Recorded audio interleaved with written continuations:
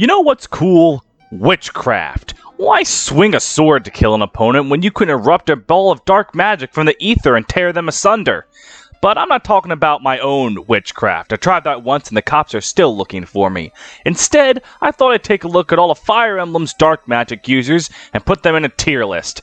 Because, you know, tier list maker videos are instant views. Or because I really like dark mages and I wanted to make a video. Alright. I don't think I need to explain how a tier list video works, but I'll do it anyway. This is based on my personal opinion of how much I like them. I'm not judging them as units. This is just how much I like them. I don't care how good they are, just how cool they are. Or, you know, any of the other possible ways to describe a character. So, simply put, S, creme de la creme. I love them dearly. A and B, I like them, might even love them, just not quite S tier. C is neutral. I have no emotion. It could be that I really, really like something about them and then really, really hate something about them, or I just don't have opinions. D and E, dislike. F, I outright hate. I don't think any of these characters will be on F. Anyways, so, just playable units. I'm not looking at Garnef, Nurgle, or any of that. Etzel's a fringe case. I'll get to him when I get to him. But, let's just start with Salem. I like him. He is a Tharja character. So, because of that, like most Tharja characters, his characterization is, a little shallow. There's not much there, but what is there is nice. He, being part of the Lopter cult, especially after FE4, was very like, every single part of this cult is bad, evil, no one likes this cult, So to have someone who was once a part of it, really interesting idea. His epilogue is nice, how he writes down his life, becomes a hermit. He's an interesting character. The one problem is, as far as dark magic goes, and this is something I learned when playing Tharja, he's not very good at using dark magic, because dark magic in Tharja is not that good to use. Because in Tharja, all stats cap at 20. It's just like New Mystery, FE1, everything caps at 20. So, there's a stat called build, which your weapon's weight is subtracted by your build, and then that's your speed penalty. Ideally, you want a high build so you're not weighed down by anything. However, books are fucking bricks constructed by God's workers themselves, because they aren't affected by that. Your books tomes always weigh the player down, no matter what. So, that's fine when you're wielding a wind tome whose weight is like 1, maybe 2. But your Mungand, the lightest dark magic book, has a weight of 12. So, considering that stats cap at 20, even if you capped Salem's speed, he is only capable of having 8 attack speed with the lightest tome of dark magic he can use.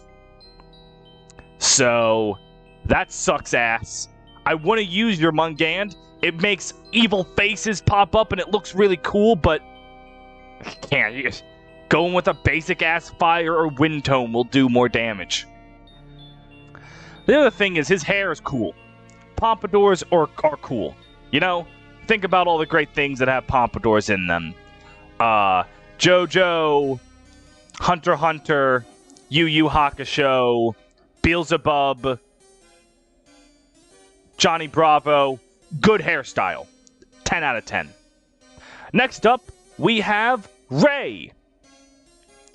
Heroes has given him a bad rap because people that only play Heroes just know him as a really fucking shitty red tome unit that we constantly get when we don't want him. But as a character, he's not bad. You'll notice Ray is that type of character where he is, at first glance, pretty unlikable. He's kind of a snotty brat. That's a little okay for him because he's a child. He's like 12, 13. So being a snotty brat isn't entirely not understandable. And to top that off, like, he was orphaned and ran off to find magical power to slaughter burn. Like, he's lived a bit of a rougher life than most snotty 13-year-olds, so his snottiness is understandable. The other thing that helps him out is he's constantly paired with people that don't put up with his shit. Like, he tries to be this outward, heh, I'm tough.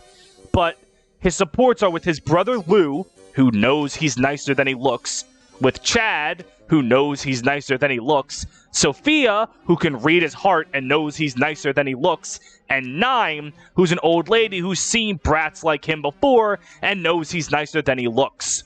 And Hugh is just stupid and gets fooled by a 12-year-old, so that's just a funny support. So, Ray is constantly paired with people that see him for the good kid he is, not the tough guy act he puts on. So it leads to a lot of his supports being really likable and charming. If I had to pick a flaw in him, I mean, he is a brat and he can be kind of annoying sometimes. Like, it's understandable, but at the same time, like, it can get a little annoying. I can look past it, but I can understand if you think Ray is just a really annoying brat, because he can be. Sophia! I love her dearly. I think her concept is really cool. A dragon girl who can see the future in bits, doesn't always know if her powers can be helpful, because sometimes what she sees has to come to pass. Her supports with Niime are really good. How Nime's like, man, if you didn't have any dragon blood at all, you'd just be a normal, kind girl. And Sophia's like, this is who I am. I don't want to change. It's nice. I think her supports with Roy are really cute. Sit the fuck down, Lelina gang. Roy, Sophia, Master Race. Her supports are nice with Fa. It's the nice big sister, little sister thing going on. Her supports with Egren are also really nice about how she's seen the outside world that she was never allowed to see. And how she's like, wow, imagine if people used all of their intelligence for things other than making weapons. Which, sorry, Sophia, but that doesn't look like it's going to happen anytime soon. She's a very charming character. I also love her design. My favorite color is purple. So, light purple hair, dark purple cloak. Very, very solid. Very solid. I wonder if that's why I like dark magic so much, because purple's one of their primary colors. Or at least it was. Nowadays, it's more black. Alright, Niime.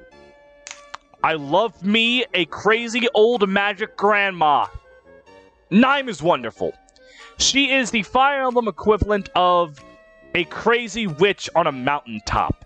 She's super smart, but also super crazy, loves her knowledge, has a very interesting backstory that's just barely never explored with, Old Man Yodel. That implies either Yodel was once a dark magic user, or Niime was once a priestess. I think it implies the latter and not the former. Her family relationships, her talking about Canas is really nice. Her and Hugh's conversations are very sweet.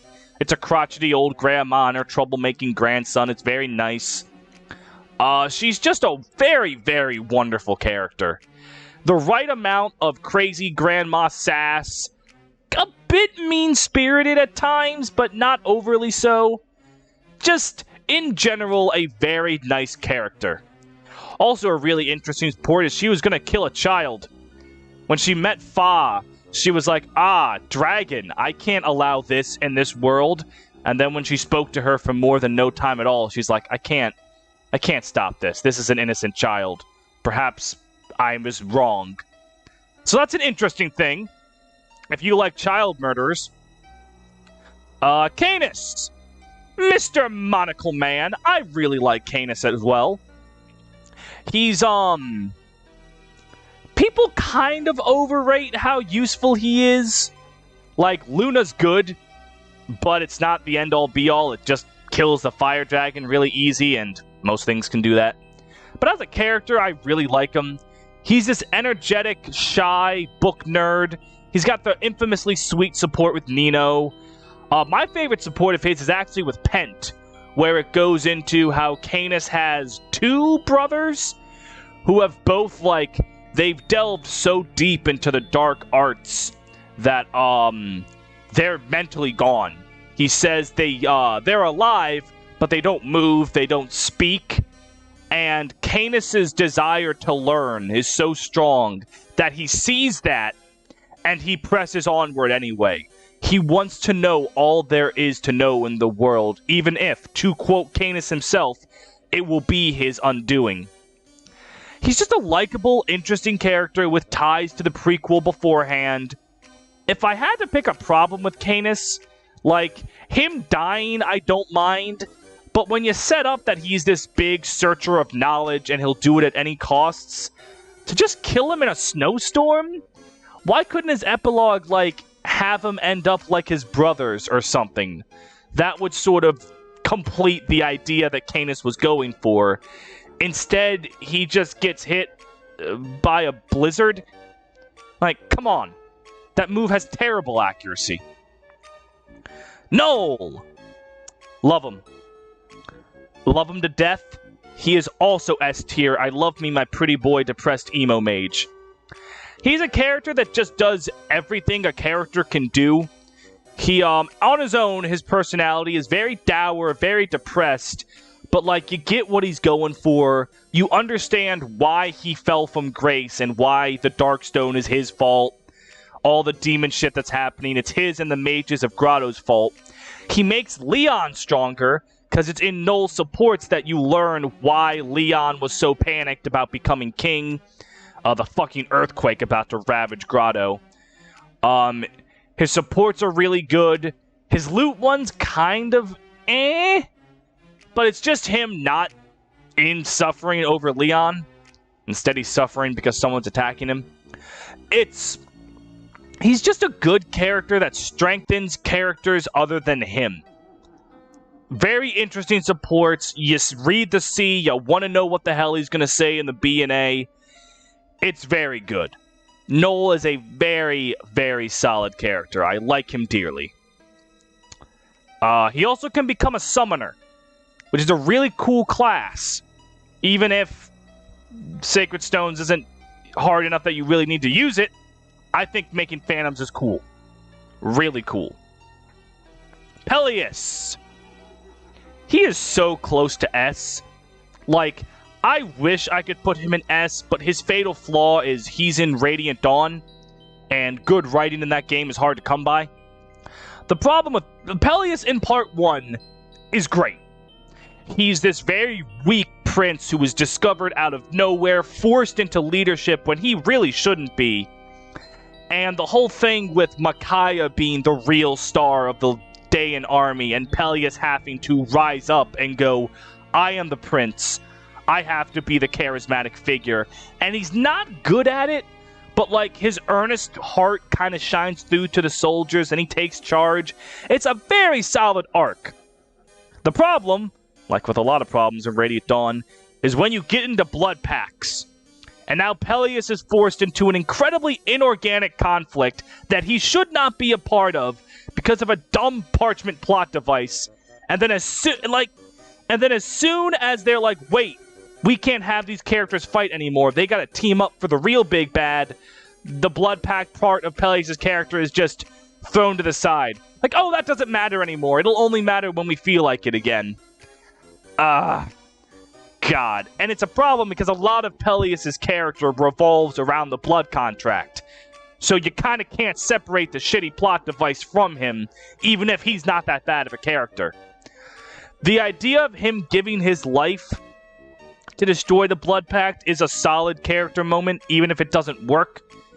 He really is just bogged down by being in Radiant Dawn, when so much of Radiant Dawn is tied to a really shitty plot device that he can't escape.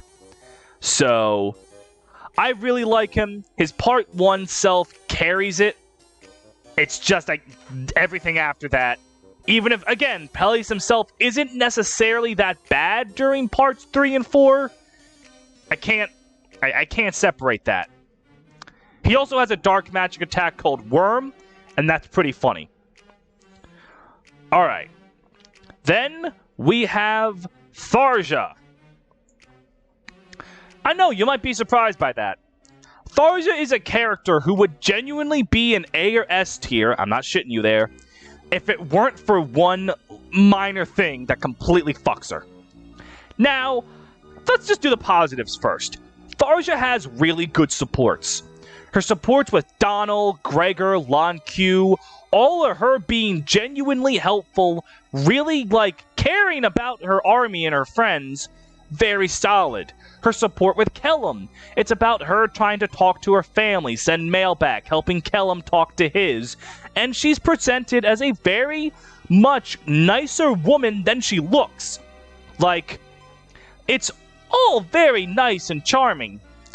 She does have weird moments, like when she marries Libra, she just goes, "You'll be the second most important person in my life." Like, what the fuck? And the Robin fetish? Yeah, it's creepy. Yeah, it's weird. It's stupid. That alone isn't what makes me hate Tharja. Not hate Tharja, it's dislike about her. The problem is Nor. Now, I don't mind bad universe Tharja being a terrible abusive parent. It's the bad future. Things are bad.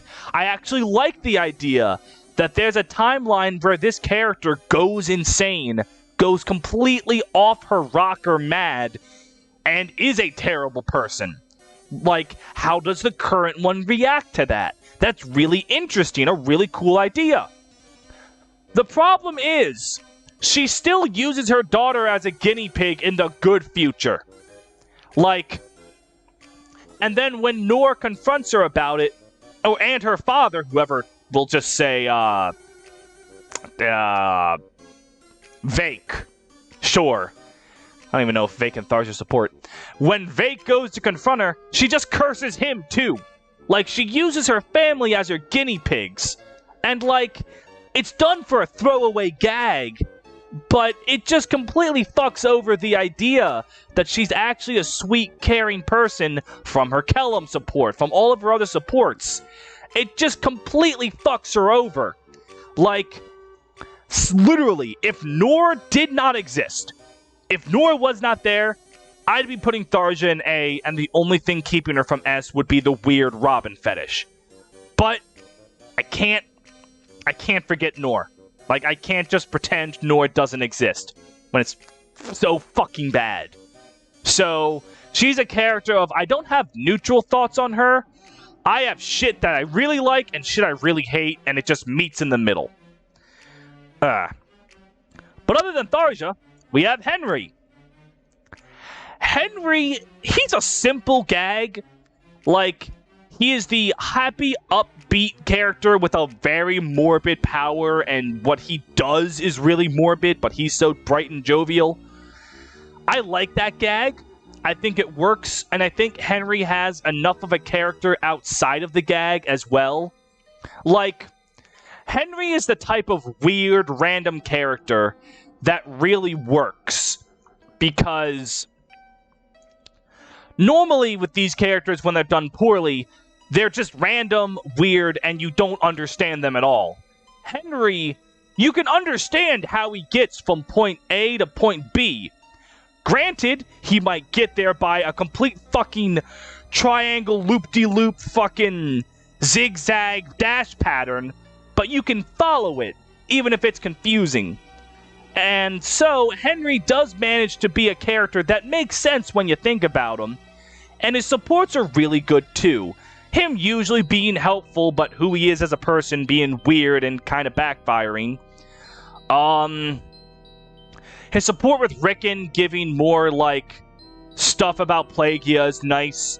He's just all around a fun character, but not an annoying character, with enough of a backstory for me to really like. Raised by wolves, or I remember hearing somewhere that was a difference in translation, and he wasn't actually raised by wolves. Regardless, it's really interesting. I really like Henry's character.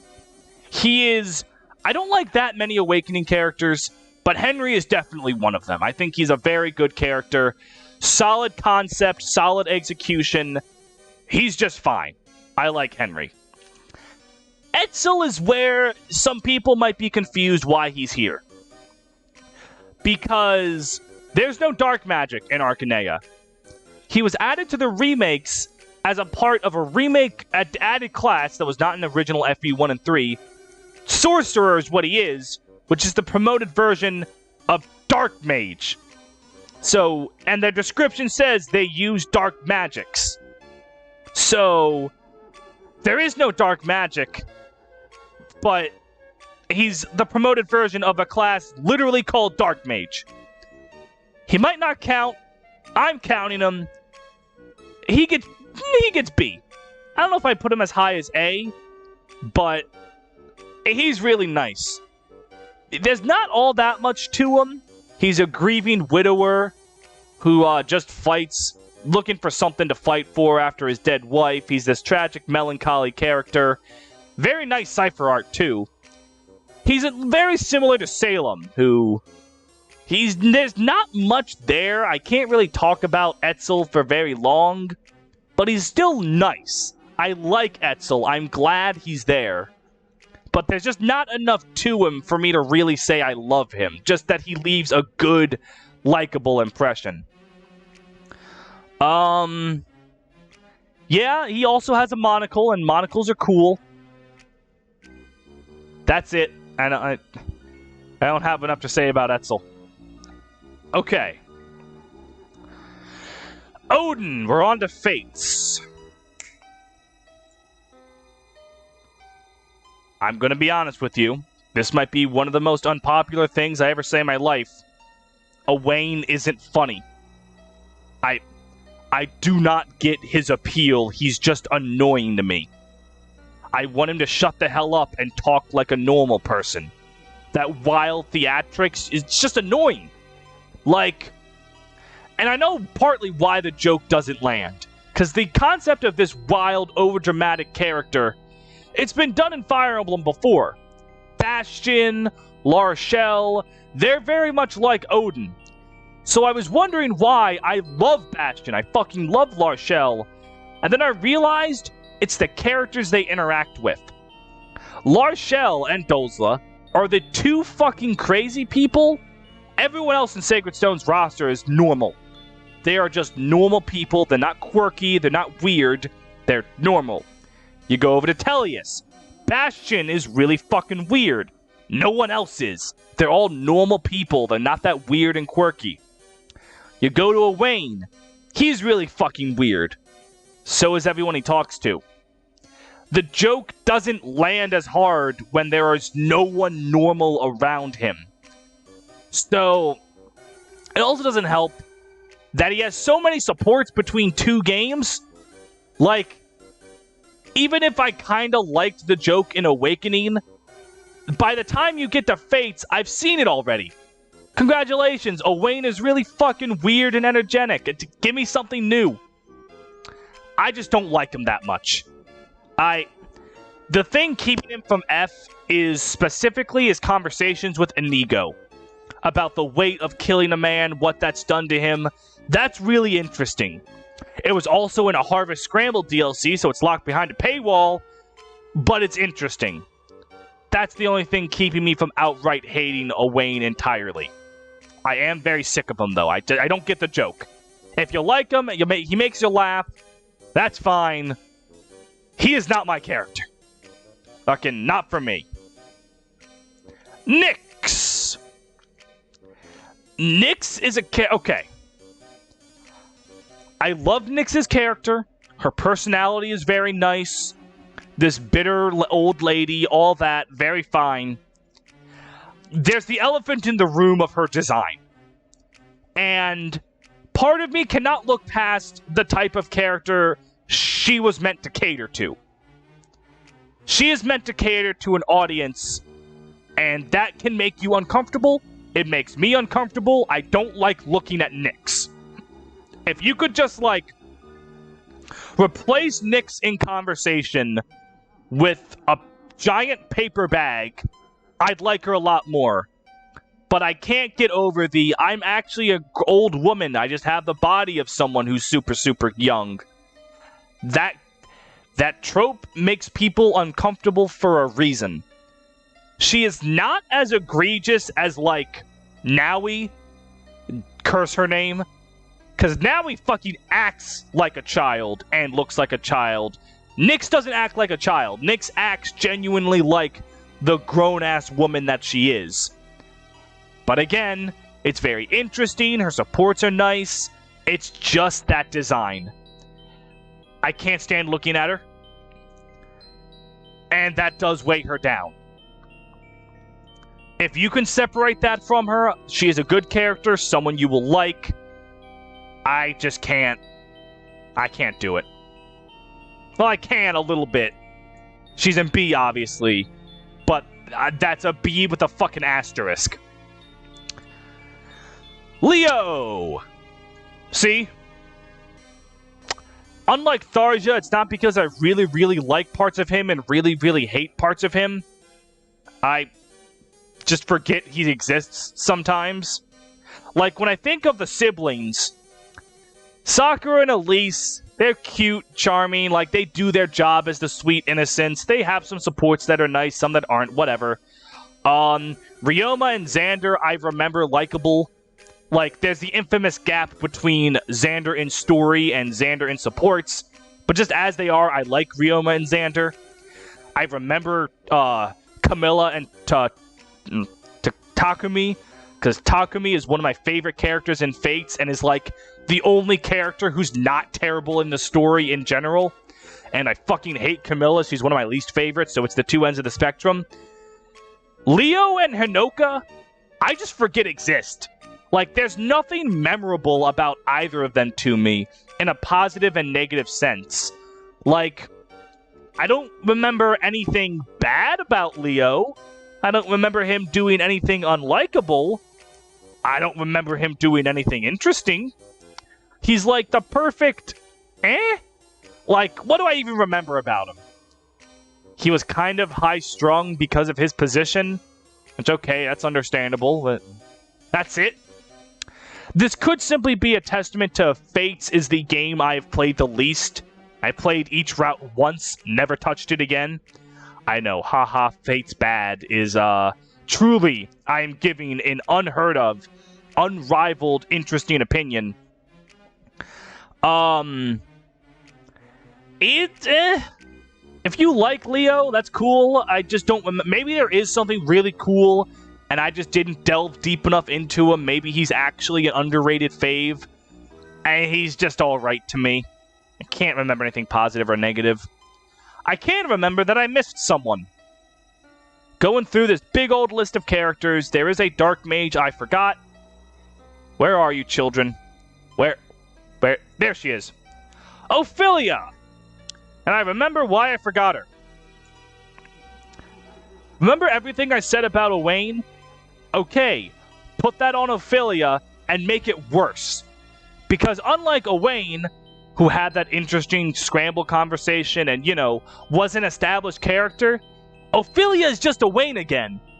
So not only is she lazy, she's just the same annoying trope.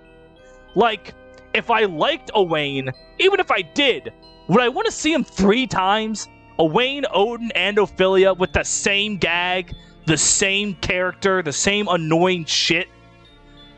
I can't stand that family. Okay, I'll take that back. I like Lissa. I'm sorry, Lissa. Lissa, you're nice. Your son's just fucking stupid. Ophelia, can't stand, same reasons as Owain, except now she's just a lazy rehash. In a game with 6 characters that are all... I can't say 6 characters that are lazy rehashes, because it's literally Severa, Inigo, and Owain coming back. 3 characters that are already just lazy rehashes. Alright. Hubert. I fucking love Hubert Dubert. Nah, I can't put on S. I just genuinely love his design, his character. I love that he starts out, I will fucking murder anyone for Edelgard. And as the game progresses, his character development isn't, I should calm down with my loyalty to Edelgard. His character development is, actually, I should be this extra for the entire roster. His relationship with all the Black Eagles is really nice. How it grows and develops. I don't understand why everyone thinks he's pure evil. Is it really just the design that does that? Like, his supports are really charming. He is really charming. I like Hubert. I think he's a very dour character, but a very likable one. His backstory with his father is also super interesting. Like every character that talks to Hanuman. Very good support with Hanuman. I just can't think of anything that's bad, really. I think he's just cool. I like Hubert a lot. My own thing about Hubert that might be a bit different from the fandom is, not really different. This is my stance on Hubert. Do not separate him from Edelgard. Everyone's like, yes, Edelgard and the Professor, that's the ship. No, do not separate her and Hubert. Fuck Byleth. Hubert, for life. That's my art. That's my ground, and I'm sticking to it. Dying on that hill. Lysithea. She very much reminds me of Ray, but kind of more interesting. Lysithea's kind of also a naggy bitch, much like Ray is.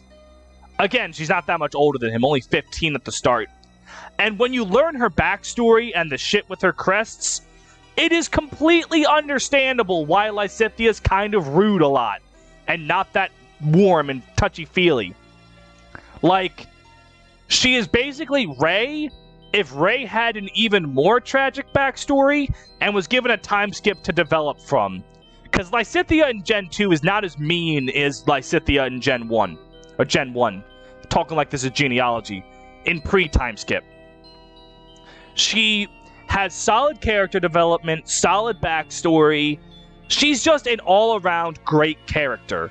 Like, when she was back in Choose Your Legends, I think it was 4, I can't remember the numbers at this point, when she was voted in alongside the other 3 lords as the most popular characters from 3 houses, I didn't agree. My second favorite's Hanuman, but yeah, I 100% got why Lysithea was so popular. It's for a good reason. She's a very good character. Yeah. Hoppy, I don't know if I count her as a dark... The Dark Flyer class is a dark magic class, so I'm gonna count it. I liked Hoppy. She's very much, of the DLC characters, she's a character that's like... I'm fumbling my words about here and just saying she is, She's likable. She didn't resonate me as much as Yuri did. I think Yuri stole the show in the DLC, and I think that's the general consensus. Like, everyone loves Yuri. Hoppy was good. Her, interactions were very charming. Her sighing power was kind of really weird. But, like, it wasn't that distracting. It was just weird. Her, voice acting's very good. That's something I forgot to talk about, Lysithea and Hubert. Solid voice acting, like most characters in 3 houses. Oh, shit. If I had to complain about anything, I can't really find anything to complain about with Hoppy. She's just an all-around likable character. Her sort of lazy nature is very charming. Not much else to say, really. I just think Hoppy's good. Not amazing, like... If you were to ask me, the DLC goes Yuri, Balthus, Hoppy, turning the game off, constants. So, Hoppy I do like. I think Ashen Wolves was a very solid DLC overall. I think Hoppy was very much... Was it Happy? Was it Hoppy or Happy? I've been saying it wrong this whole time. It's been a little while since I played Ashen Wolves. I played it when it came out and then didn't play it since. Should probably do that. Actually, yeah, I've never done a run of 3 houses with the DLC characters back. I've seen some of their supports, but I'll admit, I haven't delved into their post-DLC supports like I have all the other characters in 3 houses. But, yeah. You might notice I should have talked about them. These are 3 of the 5 characters that can learn dark magic. The other 2 were Edelgard and Yuritsa. And, like...